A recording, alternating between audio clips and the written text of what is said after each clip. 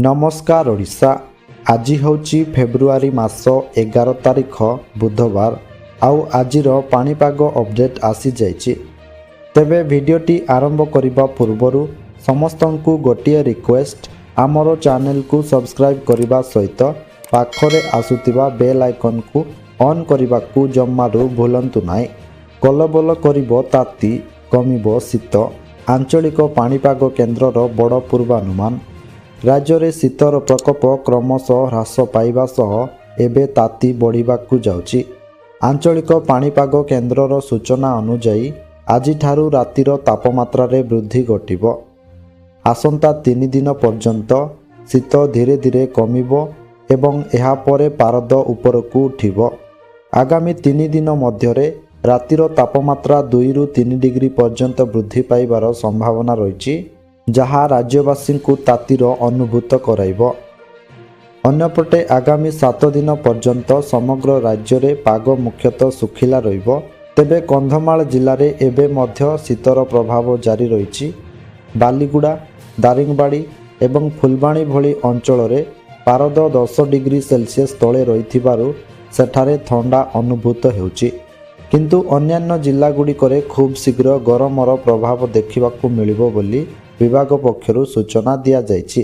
अन्यपटे भुवनेश्वर स्थित आंचलिक पाणीपाग विज्ञान केन्द्र पक्षरु आज पाई गुरुत्वपूर्ण सूचना मिलिछि।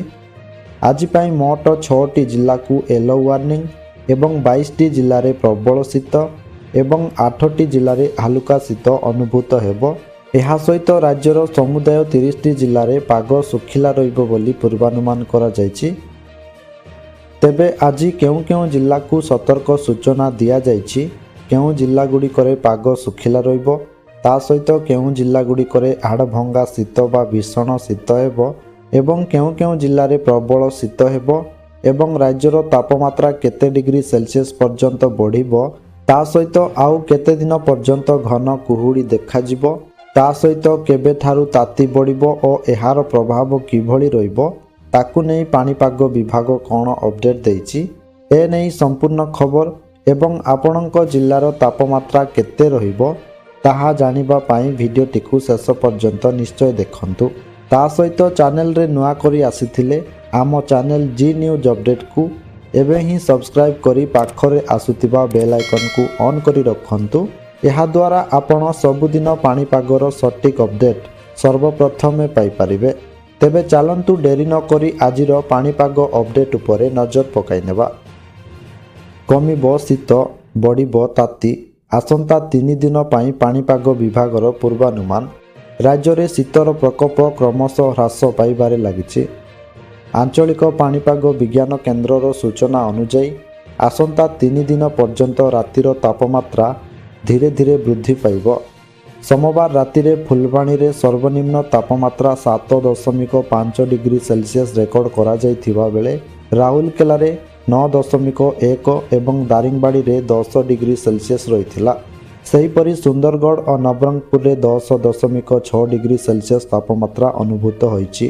तेबे वर्तमान जानि नेबा आज पाई सबु केउं जिला को येलो वार्निंग, केउं जिल्ला रे प्रबल शीत एवं केउं जिल्ला रे हालुका शीत एवं केउं जिल्ला रे पाग सुखिला रहिबो बोली सूचना दिया जाइछि। तेबे प्रथमे जानिबा जेउ 6टी जिल्ला रे येलो वार्निंग दिया जाइछि, उक्त 6टी जिल्ला रे प्रबल कुहुड़ी हेबो बोली येलो वार्निंग जारी करा जाइछि। एहा सहित उक्त 6टी जिल्ला गुड़िकरे प्रबल शीत मध्य हेबो बोली सूचना दिया जाइछि। तेबे सेही 6टी जिल्ला गुड़िक हेउछि गजपति, गंजाम, पुरी, खोर्धा, जगतसिंहपुर एवं केन्द्रापड़ा। तेबे एहा पोरे जानिबा आज पाई जो 22टी जिल्ला रे प्रबल शीत हेबो बोली सूचना दिया जाइछि। उक्त 22टी जिल्ला रे प्रबल शीत हेबो, अर्थात सर्वनिम्न तापमात्रा 8 डिग्री सेल्सियस रु 15 डिग्री सेल्सियस मध्य रे रहिबो एवं एही सबु जिल्ला रे प्रबल कुहुड़ी मध्य हेबो बोली कहिछि आंचलिक पाणीपाग विज्ञान केन्द्र। तेबे सेही 22टी जिल्ला गुड़िक हेउछि मालकानगिरी जिला, जेउठी तापमात्रा रहिबो 14 डिग्री सेल्सियस। एहा परे कोरापुट जिल्ला रे 12 डिग्री, नवरंगपुर जिल्ला रे 11 डिग्री बा एठारे प्रबल शीत हेबो। एहा परे गजपति जिल्ला रे 15 डिग्री, ରାୟଗଡ଼ା ଜିଲ୍ଲାରେ 14 ଡିଗ୍ରୀ, କଳାହାଣ୍ଡି ଜିଲ୍ଲାରେ 12 ଡିଗ୍ରୀ, ନୂଆପଡ଼ା ଜିଲ୍ଲାରେ 15 ଡିଗ୍ରୀ, ବଲାଙ୍ଗୀର ଜିଲ୍ଲାରେ 12 ଡିଗ୍ରୀ ଏବଂ ଟିଟଲାଗଡ଼ରେ 14 ଡିଗ୍ରୀ। ଏହାପରେ କନ୍ଧମାଳ ଜିଲ୍ଲାର ଫୁଲବାଣୀଠାରେ ସର୍ବନିମ୍ନ ତାପମାତ୍ରା 9 ଡିଗ୍ରୀ ରହିବ ବା ଏଠାରେ ପ୍ରବଳ ଶୀତ ହେବ। ଏହାପରେ ଜଗତସିଂହପୁର ଜିଲ୍ଲାରେ 15 ଡିଗ୍ରୀ, କେନ୍ଦ୍ରାପଡ଼ା ଜିଲ୍ଲାରେ 15 ଡିଗ୍ରୀ, କଟକ ଜିଲ୍ଲାରେ 15 ଡିଗ୍ରୀ, ଯାଜପୁର ଜିଲ୍ଲାରେ 15 ଡିଗ୍ରୀ, ଢେଙ୍କାନାଳ ଜିଲ୍ଲାରେ 15 ଡିଗ୍ରୀ, କେନ୍ଦୁଝର ଜିଲ୍ଲାରେ 12 ଡିଗ୍ରୀ, ମୟୂରଭଞ୍ଜ ଜିଲ୍ଲାରେ 15 ଡିଗ୍ରୀ, ସୋନପୁର ଜିଲ୍ଲାରେ 14 ଡିଗ୍ରୀ, ସମ୍ବଲପୁର ଜିଲ୍ଲାରେ 15 ଡିଗ୍ରୀ, ବରଗଡ଼ ଜିଲ୍ଲାରେ 15 ଡିଗ୍ରୀ, ଝାରସୁଗୁଡ଼ା ଜିଲ୍ଲାରେ ସର୍ବନିମ୍ନ ତାପମାତ୍ରା ରହିବ 10 ଡିଗ୍ରୀ ବା ଏଠାରେ ମଧ୍ୟ ପ୍ରବଳ ଶୀତ ହେବ ଏବଂ ସୁନ୍ଦରଗଡ଼ ଜିଲ୍ଲାର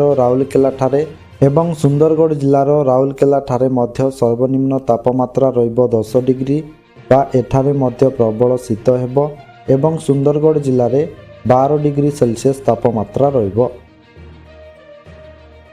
ଏହାପରେ ଜାଣିବା ଆଜି ପାଇଁ ଯେଉଁ 8ଟି ଜିଲ୍ଲାରେ ହାଲୁକା ଶୀତ ହେବ ବୋଲି କୁହାଯାଇଛି, ଉକ୍ତ 8ଟି ଜିଲ୍ଲାରେ ହାଲୁକାରୁ ମଧ୍ୟମ ଧରଣର ଶୀତ ହେବ, ଅର୍ଥାତ୍ ତାପମାତ୍ରା 15 ଡିଗ୍ରୀ ସେଲସିୟସ୍ରୁ 20 ଡିଗ୍ରୀ ସେଲସିୟସ୍ ମଧ୍ୟରେ ରହିବ ଏବଂ ଏହିସବୁ ଜିଲ୍ଲାରେ ପ୍ରବଳ କୁହୁଡ଼ି ହେବ ବୋଲି କହିଛି ଆଞ୍ଚଳିକ ପାଣିପାଗ ବିଜ୍ଞାନ କେନ୍ଦ୍ର।